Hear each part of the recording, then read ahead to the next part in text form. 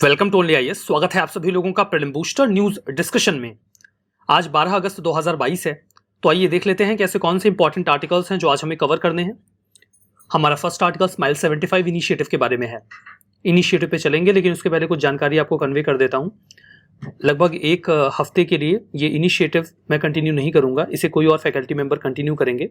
उसके बाद मैं इसे अगेन रिज्यूम कर लूँगा, तो बस आपको इत्मीनान से इस ड्यूरेशन में इसे कवर करते रहना है। मिस मत करिएगा, बिकॉज करंट अफेयर्स जब मिस होता है तो गैप आ जाता है, उसके बाद उसे वापस से एडजस्ट करने में, रिकवर करने में बहुत मुश्किल होती है। तो इसे कंटिन्यूली कवर करते रहिएगा। आई विल रिज्यूम इट, ठीक है। तो बात करते हैं अपने इनिशिएटिव के ऊपर। Ministry of social justice and empowerment ने हाल ही में स्माइल 75 इनिशिएटिव को लॉन्च किया है। मैं आपको बता दूं कि इसी साल के फरवरी में स्माइल इनिशिएटिव को लॉन्च किया गया था ministry of social justice and empowerment के द्वारा। अब इसमें 75 ऐड कर दिया गया है। तो सबसे पहले तो आपको समझना है कि स्माइल इनिशिएटिव क्या है, उसके बाद आप समझ जाएंगे कि 75 इनिशिएटिव इसमें क्यों ऐड किया गया है। वैसे ये तो आपने गेस कर ही लिया होगा।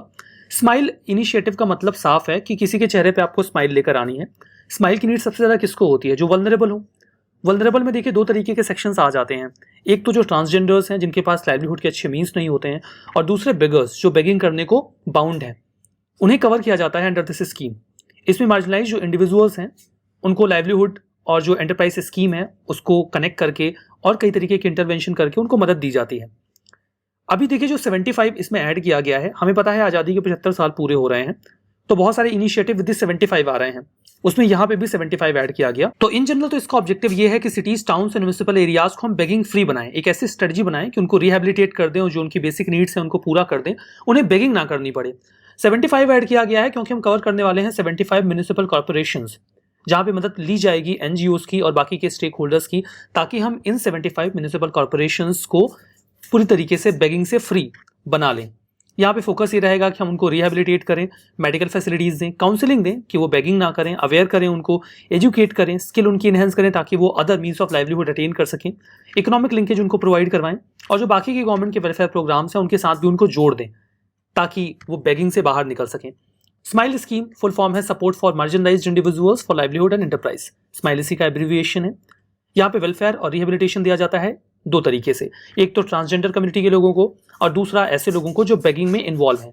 इसमें दो सब स्कीम है। Central sector scheme for comprehensive rehabilitation for welfare of transgender person, ये ट्रांसजेंडर पर्सन के लिए है, और दूसरा है central sector scheme for comprehensive rehabilitation of person engaged in act of begging, तो वो बेगर्स के लिए है। तो दो स्कीम को कोलैबोरेट कर दिया गया है इसमें। हमारा नेक्स्ट आर्टिकल एडवांस्ड टोर्ड आर्टिलरी गन सिस्टम के बारे में है, ATAGS। यहां पर देखिए अभी प्लान ये चल रहा है कि 25 पॉन्डर्स का इन जनरल इस्तेमाल किया जाता है जब 21 तोपों की सलामी दी जाती है इंडिपेंडेंस डे के मौके पर, तब रेड फोर्ट पे। इस बार 21 तोपों की सलामी में बेसिकली हम ATAGS का भी इस्तेमाल करने वाले हैं। इन दिस रेफरेंस ये न्यूज में आया है क्योंकि ये आपको लाल किले पे देखने को मिल सकता है।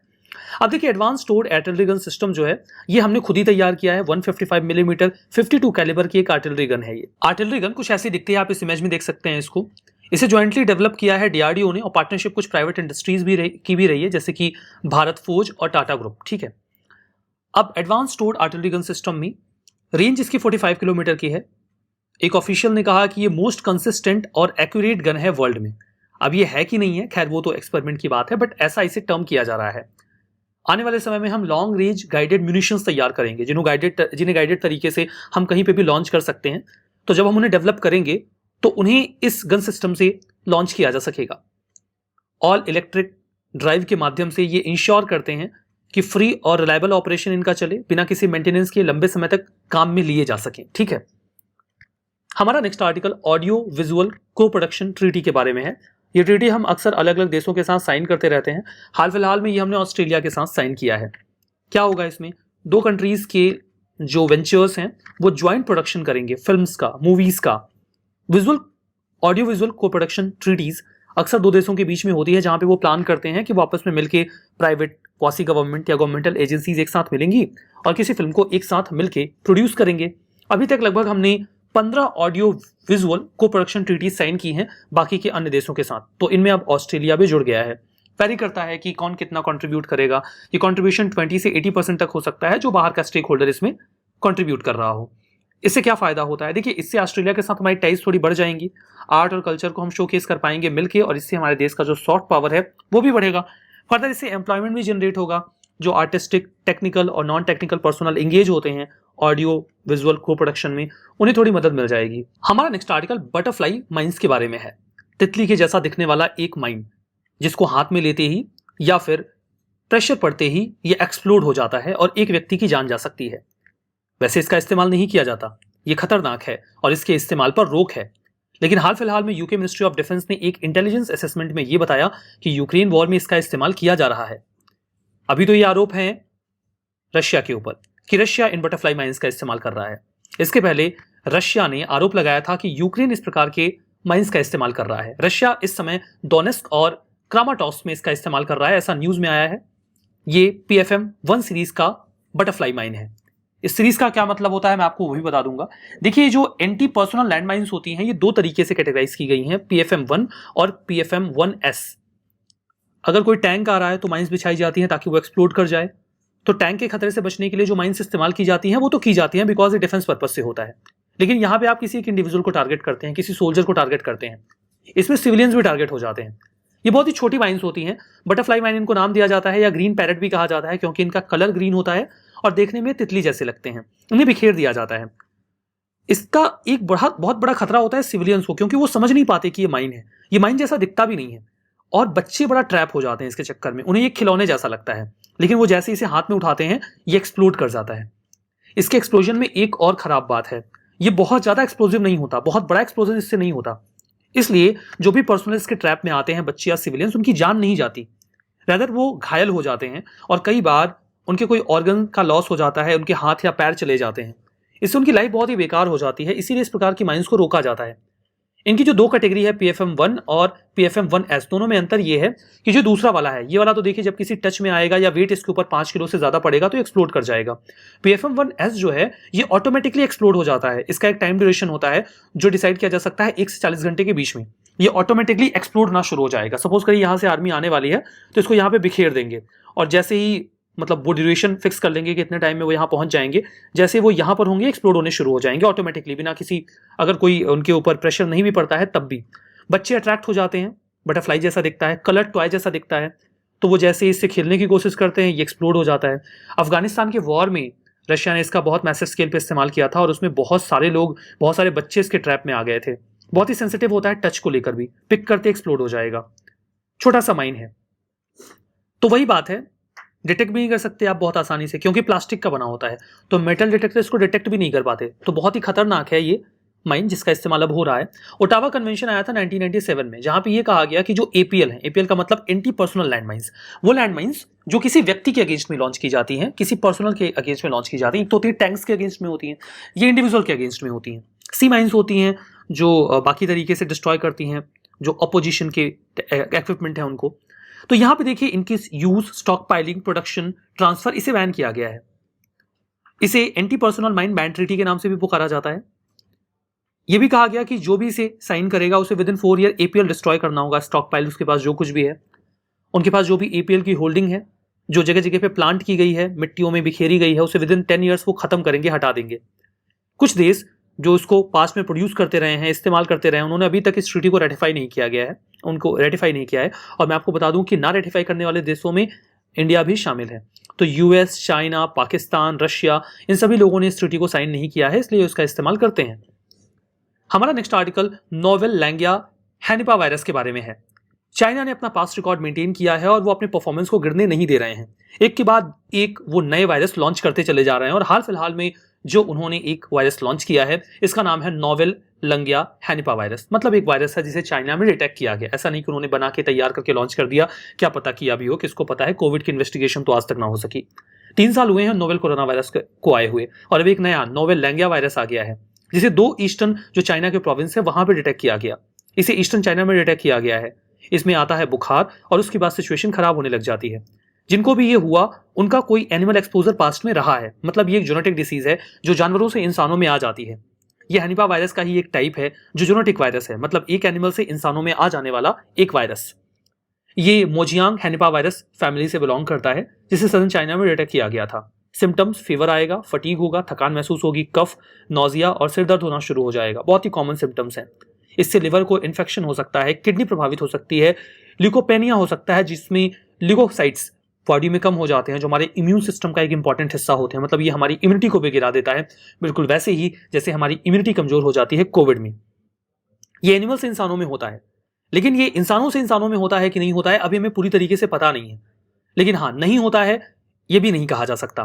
तो ह्यूमन टू ह्यूमन ट्रांसमिशन को पूरी तरीके से नकारा भी नहीं जा सकता, बाकी अभी इसके एविडेंसेस तो नहीं मिले हैं।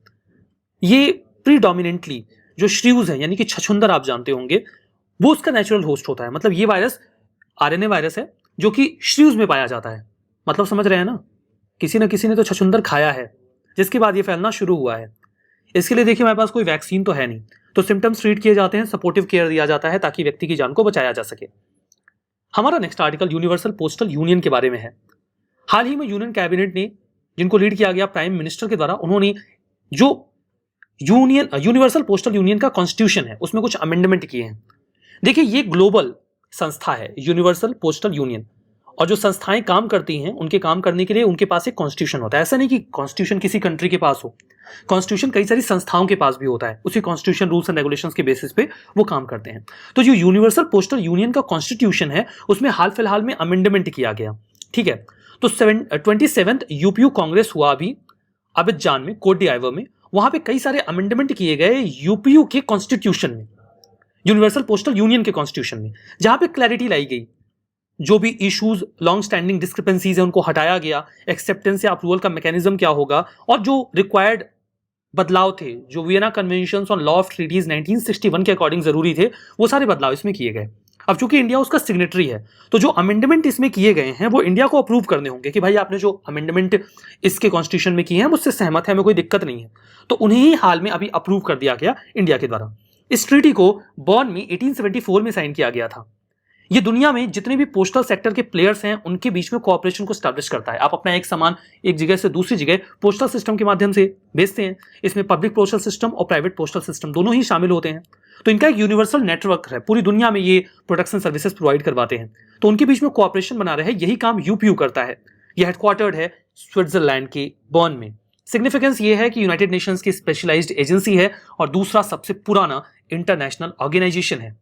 सवाल पूछ लूं अब इसी बात पे, चलिए पूछ लेता हूं। आप बताइए पहला सबसे पुराना ऑर्गेनाइजेशन कौन सा है वर्ल्ड वाइड इंटरनेशनल लेवल का? जवाब बताएंगे ना कमेंट बॉक्स में, भूलिएगा मत, बताइएगा जरूर। कोई भी मेंबर कंट्री जो यूएन का हिस्सा है वो यूपीयू का मेंबर बन सकता है, कोई दिक्कत नहीं है। लेकिन कोई अगर यूएन का मेंबर नहीं है, बनना चाहता है यूपीयू का मेंबर, तो कम से कम 2/3 सदस्य यूपीयू के सहमति देंगे तब वो बन पाएगा। वर्तमान में 192 कंट्रीज हैं जो यूपीयू का हिस्सा हैं, और ऑब्वियसली इंडिया ने भी इसे 1876 से ही साइन कर रखा है। ऑब्वियसली उस समय इंडिया गुलाम रहा होगा और ब्रिटिशर्स ने इसे इंडिया की ओर से साइन किया होगा, ठीक है। हमारा next article gold exchange traded fund के बारे में है। न्यूज ये आई है कि जुलाई 2022 में गोल्ड एक्सचेंज ट्रेडेड फंड में आउटफ्लो देखा गया है 457 करोड़ का। क्या है इसका मतलब? जिन लोगों ने अपने पैसे गोल्ड एक्सचेंज ट्रेडेड फंड में लगाए हुए थे उन्होंने अपने पैसे निकाल लिए और उन्होंने वो पैसा किसी अन्य प्रकार के इन्वेस्टमेंट में लगा दिया। हो सकता है वो उन्हें जो गोल्ड एक्सचेंज ट्रेडेड फंड है ये उन्हें कम अट्रैक्टिव लग रहा हो। क्या होता है exactly gold exchange traded fund? लेकिन उसके पहले तो जानना पड़ेगा ना कि एक्सचेंज ट्रेडेड फंड क्या होता है। देखिए आप टाटा के शेयर्स खरीद सकते हैं। टाटा जब प्रॉफिट या लॉस में जाएगी तो उसका प्रभाव आपके ऊपर भी पड़ेगा। इस तरीके से आप टाटा के ओनर बन जाएंगे, एक हिस्सा ओनरशिप का आपके पास भी आ जाएगा by these shares. Exchange traded fund में क्या होता है या ईटीएफ में क्या होता है कि कई सारी कंपनीज के शेयर्स को ग्रुप कर दिया जाता है, टाटा, रिलायंस और बाकी की कंपनीज। और अब जब आप शेयर्स खरीदते हैं तो एक्चुअली में आप किसी कंपनी के शेयर नहीं खरीद रहे होते, बल्कि आप अपना पैसा इस ईटीएफ में डाल रहे होते हैं। ये एक फंड तैयार कर दिया जाता है, आप इसके शेयर्स खरीद के अपने पैसे को इस फंड में लगा सकते हैं। ये जो फंड है इसका पैसा उन सभी कंपनीज में इन्वेस्ट कर दिया जाएगा जो इस फंड में शामिल हैं। अब आप अपना पैसा किसी एक पार्टिकुलर कंपनी में नहीं लगा रहे हैं, बल्कि ग्रुप ऑफ कंपनीज में लगा रहे हैं, और उनका जो प्रॉफिट एंड लॉस होगा वो आपको प्रभावित करेगा। तो मतलब आप ग्रुप ऑफ कंपनीज को अपना पैसा दे रहे हैं। It's like ETF, exchange traded fund. Gold ETF क्या होता है कि आप अपना पैसा एक फंड में डाल रहे हैं और वो फंड गोल्ड में इन्वेस्ट करेगा अपने पैसे को। गोल्ड में इन्वेस्ट कैसे हो सकता है? वो फिजिकल गोल्ड खरीद सकते हैं या फिर वो गोल्ड एक्सट्रैक्शन कंपनी में या इंपोर्ट एंड एक्सपोर्ट कंपनी में उस पैसे को लगा सकते हैं। जो उसका प्रॉफिट एंड लॉस होगा वो आपको प्रभावित करेगा। अब ये तो हो गया कि वो अपना पैसा इन्वेस्ट कैसे करेंगे, आप अपना पैसा उसमें लगाएंगे कैसे, ये बड़ा सवाल है। तो जो गोल्ड ईटीएफ होगा वो डोमेस्टिक फिजिकल गोल्ड के प्राइस के बेसिस पे ही वर्क करेगा। आप 1 यूनिट गोल्ड ईटीएफ लेंगे तो उसकी वैल्यू 1 ग्राम गोल्ड की होगी। आपने उतना ही पैसा पे करना है जितना 1 ग्राम गोल्ड का होता है अमाउंट, और उसी के बेसिस पे आप अगर चाहें तो और यूनिट्स खरीद सकते हैं। तो ये फिजिकल गोल्ड को रिप्रेजेंट करेगा और उसका प्राइस भी वही होगा जो प्राइस मार्केट में 1 यूनिट या 1 ग्राम फिजिकल गोल्ड का होगा, वही 1 यूनिट ETF का भी प्राइस होगा, तो इक्वल टू 1 ग्राम होगा। इसमें फ्लेक्सिबिलिटी रहेगी, सिंप्लिसिटी रहेगी गोल्ड के इन्वेस्टमेंट में। सरकार चाहती है आप गोल्ड में इन्वेस्ट ना करके गोल्ड ETF में पैसे डालें, क्योंकि गोल्ड इंपोर्ट करना पड़ता है हमें, हमारे फॉरेक्स पर प्रभाव पड़ता है। ट्रांसपेरेंसी रहेगी ETF को लेकर, एक्सपेंसेस कम हो जाएंगे फिजिकल गोल्ड की तुलना में। फिजिकल गोल्ड में इन्वेस्टमेंट थोड़ा लॉस वाला होता है, क्योंकि आप कोई सोने की सिल्लियाँ या फिर बिस्किट्स तो ला के रखते नहीं हैं, आप ऑर्नामेंट्स बनवाते हैं, उसके अपने खर्चे होते हैं। इस पर आपको कोई वेल्थ टैक्स नहीं देना है, कोई सिक्योरिटी ट्रांजेक्शन टैक्स नहीं देना है, वैट नहीं देना है, सेल्स टैक्स नहीं देना है। सरकार ने पूरी कोशिश की है कि आपके लिए अट्रैक्टिव रहे, चोरी का खतरा नहीं। सोना तो चोरी हो जाएगा ना, ये डीमैट अकाउंट में है, कोई क्या कर लेगा। तो सोना आपके पास है, लेकिन वो एक ऐसी वैल्यू में है जिसे चुराया नहीं जा सकता। इससे इंडिया को गोल्ड कम इंपोर्ट करना पड़ेगा और आपको भी अच्छा प्रॉफिट मिल जाएगा according to the gold value of market. यहां पर देखिए बॉन्ड यील्ड के ऊपर प्रश्न पूछा गया था 2021 में। बॉन्ड यील्ड जो है इंडियन गवर्नमेंट की, वो कैसे इन्फ्लुएंस होती है? यूनाइटेड स्टेट्स फेडरल रिजर्व के एक्शन से, RBI के एक्शन से, शॉर्ट टर्म इंटरेस्ट रेट के इन्फ्लेशन से। क्या है इसका सही जवाब? देखिए इसका सही जवाब डी है। अगर आपको याद हो तो बॉन्ड यील्ड पर हमने पूरा आर्टिकल डिस्कस किया था और मुझे उम्मीद है कि उसकी मदद से आप समझ भी पा रहे होंगे कि इसका आंसर ये क्यों निकल रहा है। रिवीजन करते हैं। Smile 75 initiative, ministry of women and child development, गलत है, ministry of social justice. Advance towed artillery gun system, range है 45 किलोमीटर, बिल्कुल सही बात है। Recent audio visual co production treaty India Sri Lanka, शुद्ध रूप से गलत है ये। क्या है सही? ऑस्ट्रेलिया ना। नोवेल लैंगिया हैनिपा वायरस, हैनिपा वायरस का टाइप है, जेनेटिक वायरस है, एनिमल टू ह्यूमन आता है, सही बात है। Universal postal union United Nations की स्पेशलाइज्ड एजेंसी नहीं है, ये भी कोई बात हुई? कितनी पुरानी है, होना चाहिए। सवाल पूछा था, याद है ना? जवाब दे दीजिएगा कमेंट बॉक्स में। बाकी जो सेशंस हैं वो आगे कंटिन्यू रखिएगा, मिस मत करिएगा। I will resume soon. PDF आपको टेलीग्राम चैनल पे मिल जाएगा, वहां जाइए, डाउनलोड करिए और रिवीजन करना मत भूलिएगा। That's all for now, thank you very much.